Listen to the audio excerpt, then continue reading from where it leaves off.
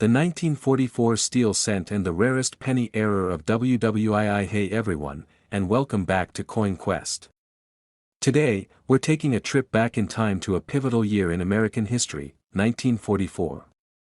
And with it, we're exploring a penny that, at first glance, might seem ordinary, but actually holds some incredible stories, a unique wartime twist, and one of the most astonishing errors in U.S. coinage history. That we're talking about the 1944 Lincoln cent. Most of them are common, but among them are some rare birds that can be worth a small fortune. From a critical wartime metal change to an accidental minting marvel, this coin has it all. So, if you've ever wondered if that old penny could be worth more than its face value, stick around.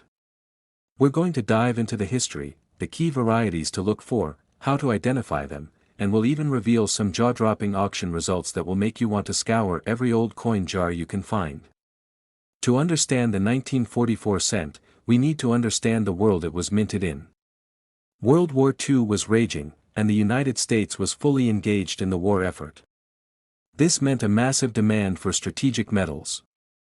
Copper, the traditional material for the penny, was desperately needed for ammunition casings, electrical wiring, and other military equipment. Because of this critical shortage, in 1943, the U.S. Mint famously switched the composition of the cent from its usual bronze, 95% copper, 5% zinc, to steel, coated with a thin layer of zinc.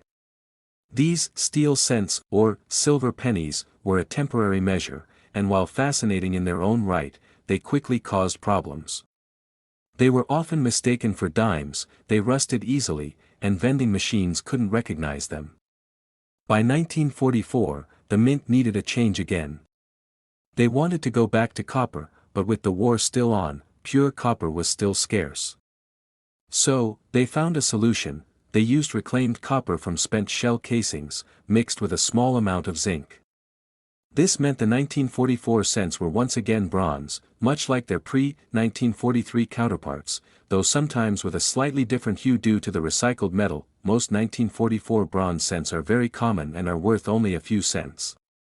Millions were minted at Philadelphia, No Mint Mark, Denver, D Mint Mark, and San Francisco, S Mint Mark.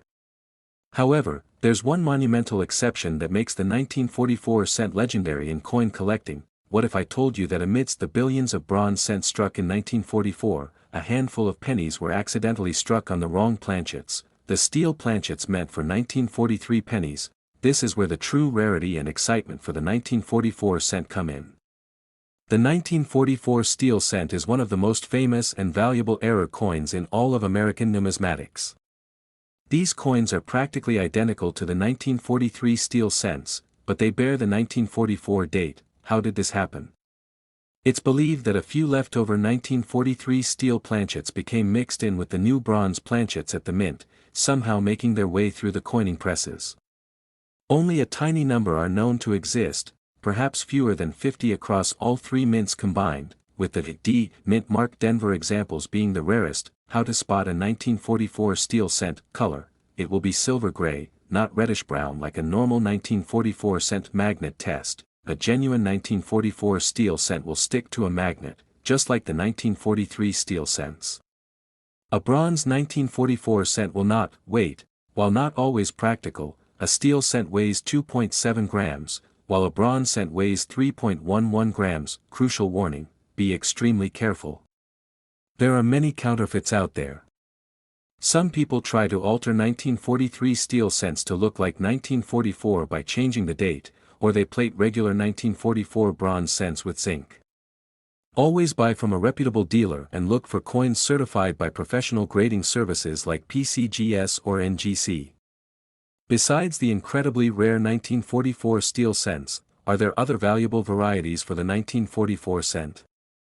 Yes, but they are much more subtle and generally less valuable than the steel error. Look for double dies. While not as prominent or famous as other years, minor double dies can exist on the date or lettering. These would require a magnifying glass to spot. Repunched mint marks, RPMs especially for the D and S mint marks. The mint mark might have been punched twice, slightly misaligned, creating a visible overlap. Other errors, off-center strikes, die cracks, or struck-through errors can also add value, but typically only if the coin is in high-grade condition. Now, let's get to the part that always gets the heart racing, the auction results. These are the real-world examples of how much collectors are willing to pay for these rare wartime treasures. Auction Showcase 1, the 1944 steel cent, D-Mint. This is the Holy Grail.